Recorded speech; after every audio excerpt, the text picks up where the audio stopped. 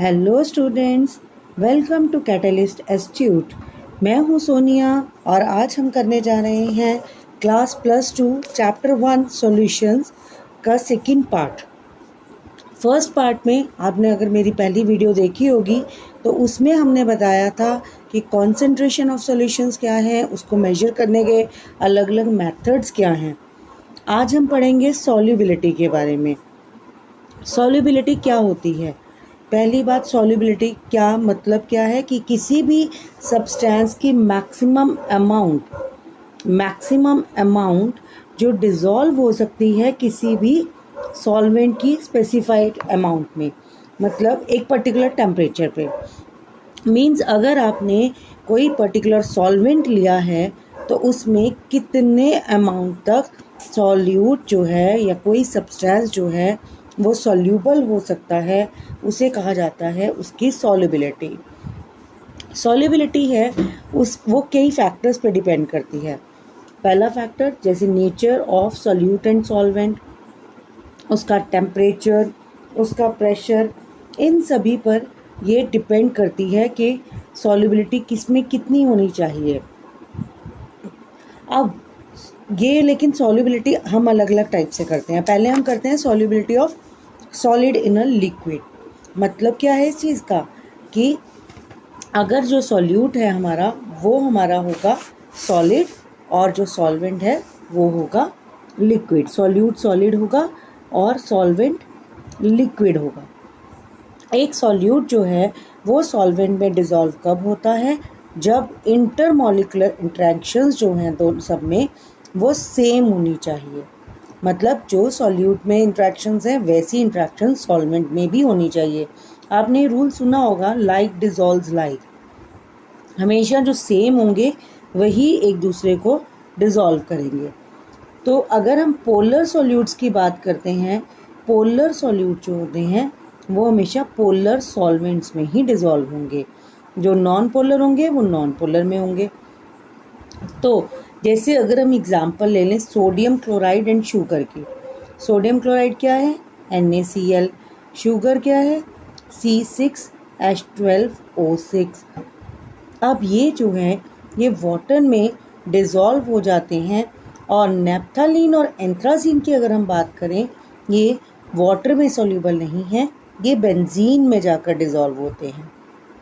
तो ये है लाइक डिज़ोल्व्स लाइक।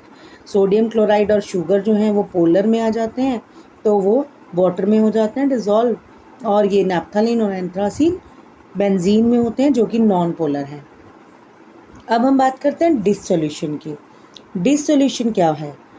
डिसोल्यूशन का मतलब जब भी कोई सॉलिड सॉल्यूट जो है अगर किसी सॉल्वेंट में ऐड करते हैं तो उसमें से कुछ सॉल्यूट जो है वो डिज़ोल्व हो जाता है, और इस कारण क्योंकि वो उसमें डिज़ोल्व हो गया तो उसकी कंसंट्रेशन इंक्रीज़ हो जाती है सॉल्यूशन में। मतलब अगर आपने पानी में चीनी को डाल दिया है, चीनी को अच्छे से डिज़ोल्व कर रहे हैं, उसे अच्छे से मिला रहे हैं, तो उसका कुछ पार्ट जो उसमें घुल गया उसके अंदर पूरी तरह से डिज़ोल्व हो गया। दैट मीन्स वो पानी अब थोड़ा मीठा हो गया है, उसके अंदर शुगर का टेस्ट हो गया, तो शुगर की कॉन्सेंट्रेशन उस पानी में बढ़ चुकी है। तो डिसोल्यूशन क्या करता है? सॉलिड सॉल्यूट ऐड होने पर उस सॉल्यूट की कॉन्सेंट्रेशन इंक्रीज कर देता है। फिर आता है क्रिस्टलाइजेशन। क्रिस्टलाइजेशन क्या है? अगर कुछ सॉल्यूट पार्टिकल्स जब हम उन्हें मिक्स कर रहे हैं अगेन, तो कुछ सॉल्यूट पार्टिकल्स हैं वो कोलाइड मतलब कि उससे टकरा जाते हैं सॉलिड सॉल्यूट पार्टिकल से, और वो सॉल्यूशन से बिल्कुल अलग हो जाते हैं और वो बन जाते हैं क्रिस्टल्स। उस प्रोसेस को कहते हैं क्रिस्टलाइजेशन। जैसे आपने देखा होगा ये शुगर के भी क्रिस्टल्स होते हैं। अब इसी तरह क्योंकि हम जब भी कोई सॉल्यूशन में सॉल्यूट पार्टिकल्स डालते हैं तो कुछ उसमें से मिक्स नहीं हो पाते हैं और वो कोलाइड करके एक अलग से क्रिस्टल्स बना लेते हैं, और वो क्रिस्टल्स अलग होकर सॉल्यूशन से बाहर आ जाएंगे, अलग दिखाई देंगे आपको सॉल्यूशन में से, उसे बोलते हैं क्रिस्टलाइजेशन। फिर आता है सैचुरेटेड सॉल्यूशन। सैचुरेटेड सॉल्यूशन क्या है? ऐसा सॉल्यूशन जिसमें और सॉल्यूट ऐड नहीं किया जा सकता एक पर्टिकुलर टेम्परेचर या प्रेशर पे। मान लीजिए अगर आप फिर से हम पानी वाली एग्जांपल लेते हैं कि वाटर के अंदर अगर आप शुगर डिज़ोल्व कर रहे हैं तो एक टाइम ऐसा आएगा जब वो शुगर उसमें डिज़ोल्व होना बंद हो जाएगी at same temperature and pressure.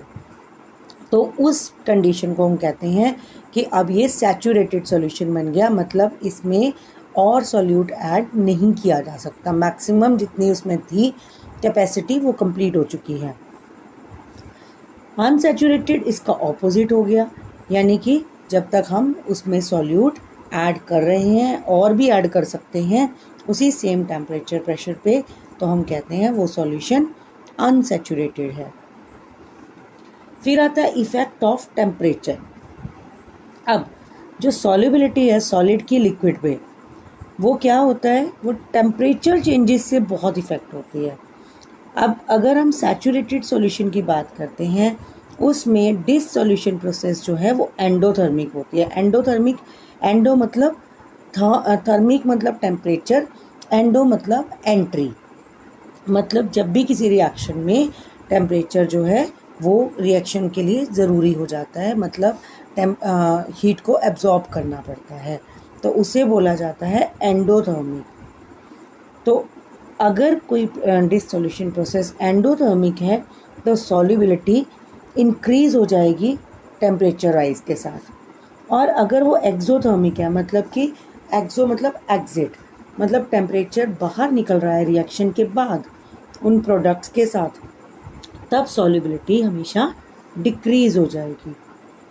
ये एक्चुअली होता है according to Le Chatelier principle. हम उसके बारे में ली चैटलियर प्रिंसिपल के बारे में ज़्यादा पढ़ेंगे हम इक्विलिब्रियम के चैप्टर में, जिसमें बताया जाता है कि ली चैटलियर प्रिंसिपल था according to for an equilibrium principal.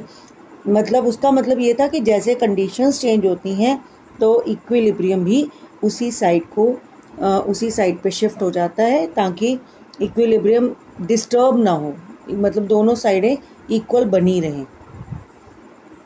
फिर आता है इफेक्ट ऑफ प्रेशर। प्रेशर क्या है, प्रेशर का कोई ज़्यादा इफेक्ट नहीं होता किसमें, solubility of solids in liquids में।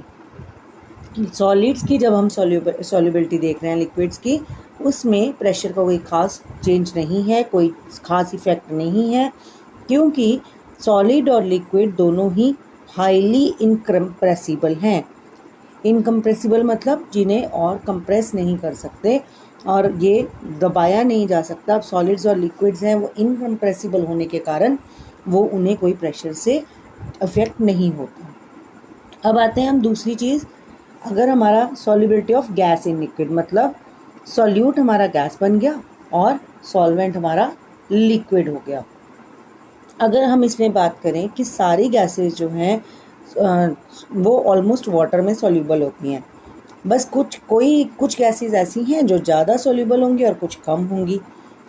लाइक अगर आप ऑक्सीजन की बात करें, अब ऑक्सीजन जो है वो वाटर के अंदर हमेशा मिक्स होती है, डिज़ोल्व होती है। तो इससे क्या मतलब है, जो एक्वेटिक लाइफ है यानी fishes and all aquatic life, plants, fishes and these all things, living being things, ये सभी उसमें इसीलिए एग्जिस्ट कर पाते हैं क्योंकि उन्हें वाटर के अंदर भी ऑक्सीजन मिल रही है। कुछ गैसेस जो हैं वो किस में सॉल्यूबल होती हैं, वो होंगी इथाइल अल्कोहल, बेंजीन में, मतलब कि वो नॉन पोलर में हो जाएंगी, वो पोलर यानी वाटर के अंदर नहीं होती सॉल्यूबल। अब हम देखते हैं कौन से फैक्टर्स हैं जो इस सॉल्युबिलिटी को इफेक्ट करते हैं। First factor, nature of gas and solvent. जो गैसेस जैसे होती हैं हाइड्रोजन, ऑक्सीजन, नाइट्रोजन, ये पानी में सिर्फ तभी डिज़ोल्व होती हैं, जैसे बहुत ज़्यादा नहीं हो सकती, मतलब थोड़ा सा ही होती हैं। तो इनके लिए जैसे अगर हम देखें इनकी जगह पर गैसेस ले लें, कार्बन डाइऑक्साइड, HCl, NH3, ये हाईली सॉल्यूबल हैं, ये हमारी हाईली सॉल्यूबल हो जाती हैं। लेकिन जो ऑक्सीजन है, नाइट्रोजन, हाइड्रोजन, ये थोड़ी ही एक्सटेंट तक, मतलब कुछ हद तक ही डिज़ोल्व हो सकती हैं। लेकिन ये ऑक्सीजन, नाइट्रोजन, CO2, ये इथाइल अल्कोहल में बहुत ज़्यादा सॉल्यूबल है वाटर से। सेम टेम्परेचर प्रेशर पे।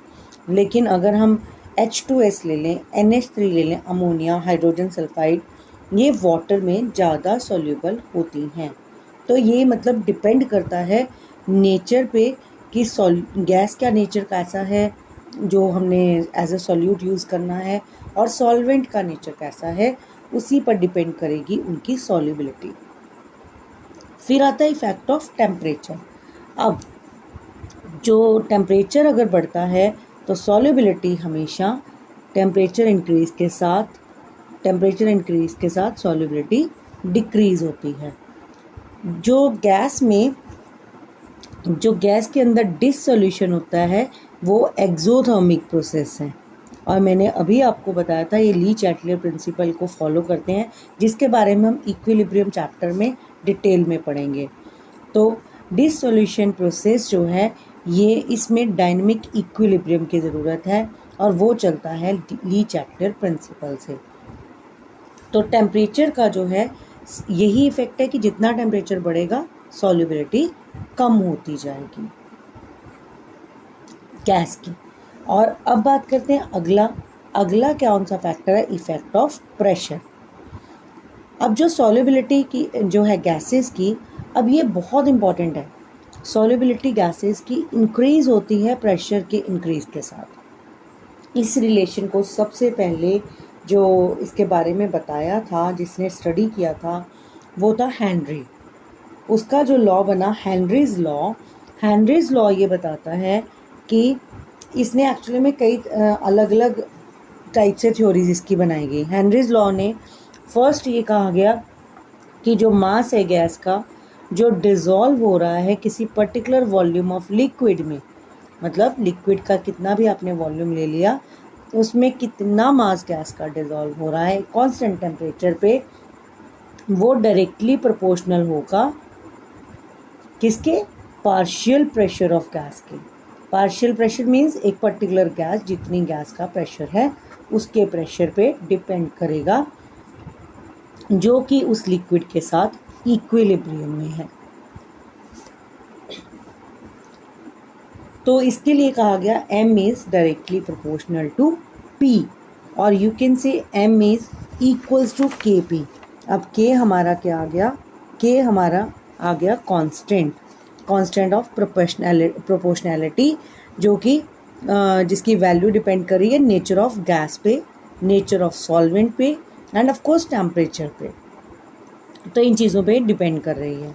फिर दूसरी बात कही गई, अगर हम सॉल्युबिलिटी को हम मान लें मोल फ्रैक्शन की फॉर्म में, हम मोल फ्रैक्शन को इसमें चेक करना चाहते हैं, तो हम ये कह सकते हैं कि mole fraction of gas in the solution is proportional to partial pressure of gas over the solution. मतलब अब हम वहाँ पर मास की जगह मोल फ्रैक्शन ले लेते हैं कि मोल फ्रैक्शन जो है वो गैस के पार्शियल प्रेशर के प्रोपोर्शनल होती है, और you can say is equals to K-PA। और अगेन K- क्या है, K- है उसके हेनरीज कांस्टेंट है, ये भी जो कि सेम वही काम कर रहा है। आप इसके भी वही सेम है कि ये नेचर ऑफ गैस पे, नेचर ऑफ सॉल्वेंट पे, टेम्परेचर पे, इन सब पे डिपेंड करता है।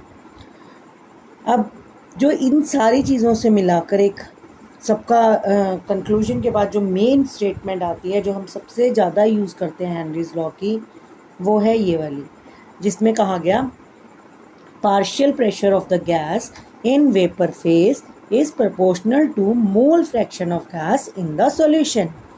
मतलब जितना भी गैस का पार्शियल प्रेशर होगा, एक पर्टिकुलर गैस का जितना भी प्रेशर है उसके वेपर फॉर्म में, वो किसके प्रोपोर्शनल होगा, उसके मोल फ्रैक्शन के। Mole fraction I told you कि मोल फ्रैक्शन x के से हम डिनोट करते हैं, तो वो मोल फ्रैक्शन पे डिपेंड करता है, उसके प्रोपोर्शनल होगा, जिसको हमने कहा P is equals to KHX। और KH क्या है, हेनरीज लॉ कांस्टेंट। और डिफरेंट गैसेस होती हैं, उनकी डिफरेंट KH वैल्यू होती है सेम टेम्परेचर पे। डिफरेंट गैसेस की KH वैल्यू भी डिफरेंट होगी सेम टेम्परेचर पे। अगर हायर KH होगी एक गिवन प्रेशर पे, तो उसकी सॉल्युबिलिटी क्या हो जाएगी, लोअर।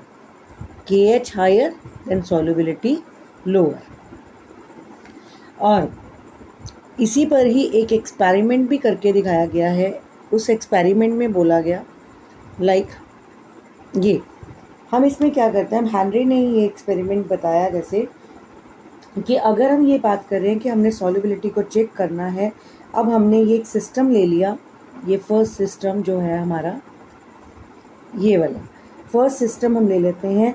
इसमें हम कहते हैं ये जो लोअर पोर्शन है, ये लोअर पोर्शन ये सॉल्यूशन है, और जो अपर पार्ट है वो क्या है, वो गैशियस सिस्टम है जिसका प्रेशर P है और टेम्परेचर T है। अब हमने इसको कह दिया कि इक्विलिब्रियम में है। मतलब इसका क्या मतलब है कि इक्विलिब्रियम कह रहा है कि जितने इससे वेपर्स, ये लिक्विड के पार्टिकल्स जितने वेपर बनेंगे और वेपर्स उतने ही वापस लिक्विड में कन्वर्ट होंगे। मतलब गैस, लिक्विड, ये सब इक्वल पार्टिकल चलेंगे। तो अगर हम अब सेकेंड टाइम में हम क्या करते हैं, इस वाले में हम क्या करें, हम प्रेशर को बढ़ा देते हैं, हम इसको थोड़ा ज़्यादा कंप्रेस कर देते हैं। कंप्रेस करने पर बस थोड़े से वॉल्यूम से ही, इससे क्या होगा, जितने गैशियस पार्टिकल उस वॉल्यूम में, जितने गैस पार्टिकल्स होंगे वो इंक्रीज़ हो जाएंगे, और जिससे जो उनका रेट था, मतलब जितने गैशियस पार्टिकल्स सॉल्यूशन के सरफेस पर टकरा रहे थे उसमें एंटर होने के लिए, उनकी स्पीड भी तेज़ हो जाएगी। अब स्पीड तेज़ हो जाएगी तो सॉल्युबिलिटी भी ज़्यादा हो जाएगी, तो सॉल्युबिलिटी उससे हमेशा इंक्रीज़ हो जाएगी। इसीलिए हम कहते हैं कि प्रेशर के साथ सॉल्युबिलिटी इंक्रीज़ हो जाती है। अब हम आते हैं एप्लीकेशंस पे हेनरीज लॉ की। अब जो हेनरी लॉ है इसकी हम कई जगह पर इसकी एप्लीकेशंस चेक कर सकते हैं, देख सकते हैं कि पहली क्या है, in the production of carbonated beverages. इसमें बेवरेजेस में क्या होता है कि जो हम CO2, हम आप सब ने देखा होगा जब भी आप कोई सोडा वाटर खोलते हैं, सॉफ्ट ड्रिंक, सब में एक गैस होता है, तो वो बॉटल्स को सील किया जाता है हाई प्रेशर में। तो जब भी बॉटल को ओपन करेंगे एकदम से, तो जो पार्शियल प्रेशर, मतलब कि जो CO2 गैस का अलग से प्रेशर था, उसका CO2 गैस जो उसके ऊपर डाली गई थी, उसका प्रेशर एकदम से ओपन करते ही डिक्रीज़ हो जाएगा। अगर प्रेशर डिक्रीज़ होगा तो सॉल्युबिलिटी भी डिक्रीज़ होगी। सॉल्युबिलिटी डिक्रीज़ होती है तो कार्बन डाइऑक्साइड एकदम से बाहर आएगी। तभी जब हम बॉटल को एकदम से खोलते हैं तो फिस करके आवाज़ से एकदम से बाहर गैस निकलती है। फिर आता है second, in the deep sea diving. अब डीप सी डाइविंग में क्या है, सी डाइविंग में आपने देखा होगा कि ये जो स्कूबा डाइवर्स होते हैं, मतलब कि जो गहरे समुद्रों में जाके डाइव करते हैं, वो कंप्रेस्ड एयर पे डिपेंड करते हैं अपनी ऑक्सीजन सप्लाई के लिए। अब हेनरी लॉ क्या कहता है कि प्रेशर बढ़ेगा तो सॉल्युबिलिटी भी बढ़ेगी। अब इसमें N2 और O2 दोनों ही ब्लड में डिज़ोल्व हो जाती हैं और बाकी बॉडी फ्लूइड्स में भी डिज़ोल्व होती हैं, बट जो ऑक्सीजन है वो हमारे मेटाबॉलिज्म में यूज़ हो रहा है। लेकिन क्योंकि पार्शियल प्रेशर हाई है उसका और सॉल्युबिलिटी ज़्यादा है, तो N2 जो है वो तो डिज़ोल्व हो जाएगी और वो वहीं डिज़ोल्व रहेगी और वो बबल्स बना देगी जब डाइवर जो है वो एटमॉस्फेरिक प्रेशर उस पर आएगा, मतलब उसके बबल्स बनने शुरू हो जाएंगे। ये जो बबल्स होते हैं ये उसकी नर्व इम्पल्स को इफ़ेक्ट करेंगे, और जब वो नर्व इम्पल्सेस पे इफ़ेक्ट होंगी तो उससे प्रॉब्लम आएगी जिसे हम कहते हैं बेंड्स या फिर डीकम्प्रेशन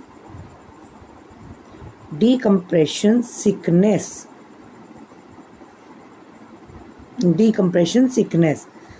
अब हमें ये जो नाइट्रोजन है जो एकदम से बाहर आई बबल्स की फॉर्म में, जिसकी वजह से बेंड्स हो गए, तो ये बेंड्स और ये टॉक्सिक इफ़ेक्ट से बचने के लिए नाइट्रोजन की हाई कंसंट्रेशन की वजह से जो हो रहे हैं, तो आजकल क्या किया जा रहा है कि वो जो सिलेंडर डाइवर्स यूज़ करते हैं उसमें जो एयर डाली जाती है उसमें हीलियम डाल देते हैं, मतलब उसमें 11.7% हीलियम डाली जाती है और 56.2% नाइट्रोजन डाल देते हैं और 32.1% ऑक्सीजन होती है। पहले सिर्फ यही थी, लेकिन अब हीलियम भी इसमें ऐड की जाती है। इसका नेक्स्ट आता है in the function of lungs. अब लंग्स में क्या होता है, जब हमारे एयर जो है लंग्स में एंटर करती है तो पार्शियल प्रेशर ऑक्सीजन का होता है हाई। अब ये ऑक्सीजन क्या करती है, ये हमारे हीमोग्लोबिन के साथ मिक्स हो जाती है, मिल जाती है, और ये हीमोग्लोबिन के साथ ऑक्सीजन मिलकर बनाती है ऑक्सी हीमोग्लोबिन। अब ऑक्सीजन का पार्शियल प्रेशर टिश्यूज़ में लो होता है, तो क्या होता है, जो ऑक्सीजन है वो ऑक्सी हीमोग्लोबिन से रिलीज़ होती है और वो ऑक्सीजन हमारी सेल्स में यूज़ हो जाती है फंक्शनिंग में। फिर लास्ट इसका आता है फॉर क्लाइंबर्स और peoples living at high altitudes, मतलब जो बहुत ऊंचाई पे रहते हैं, या फिर ऐसे क्लाइंबर्स जो ऊपर जाते हैं बहुत ऊंचाई तक। अब हायर एल्टीट्यूड्स पे क्या होता है, जो पार्शियल प्रेशर ऑक्सीजन का है वो कम होता है, मतलब नीचे ऑक्सीजन का प्रेशर ज़्यादा, ऊपर जाते हुए प्रेशर कम हो रहा है। अब प्रेशर कम होगा तो क्या होगा, सॉल्युबिलिटी कम हो रही है, तो उससे क्या होगा, ऑक्सीजन में की कॉन्सेंट्रेशन जो है ब्लड में और टिश्यूज़ में वो कम होनी शुरू हो जाती है। तो इससे क्या होता है, जो हायर एल्टीट्यूड्स पे लोग हैं या फिर जो क्लाइंबर्स हैं वो वीक फील करते हैं और उनकी थिंकिंग पावर भी कम हो जाती है, मतलब वो प्रॉपरली थिंक नहीं कर पाते, और इस डिज़ीज़ को बोलते हैं एनॉक्सिया। आई होप आपको ये सारा सॉल्युबिलिटी का समझ आ गया होगा। तो आज के लिए बस इतना ही, आगे हम पढ़ेंगे अपनी नेक्स्ट वीडियो में। अगर आपको ये वीडियो अच्छी लगी है तो इसे लाइक कीजिएगा, चैनल को सब्सक्राइब कीजिएगा और कमेंट करके हमें ज़रूर अपनी क्वेरीज भेजिए, और साथ ही इसे और लोगों को भी शेयर कीजिए। साथ ही हमारा इंस्टाग्राम अकाउंट भी चेक कीजिएगा, जिसका लिंक दिया गया है डिस्क्रिप्शन बॉक्स में। तो चलिए मिलते हैं अगली वीडियो में। Thank you.